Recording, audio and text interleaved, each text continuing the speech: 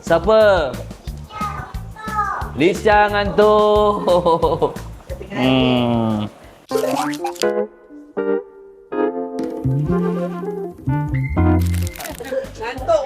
Ngantuk itulah dia. Masalah dia kita bagi aircon ni kasih sejuk kan. Budak je ngantuk.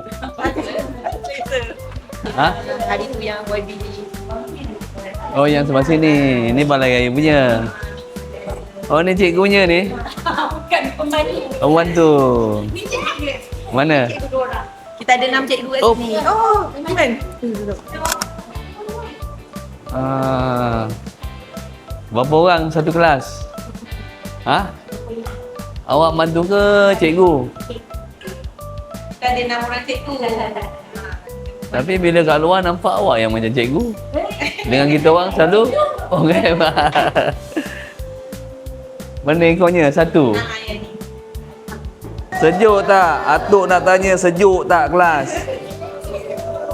Ada yang ngantuk tak? Tak? Oh, dia tak ngantuk Masa belum ada aircon tadi panas tak? Panas? Tak juga. Cikgu?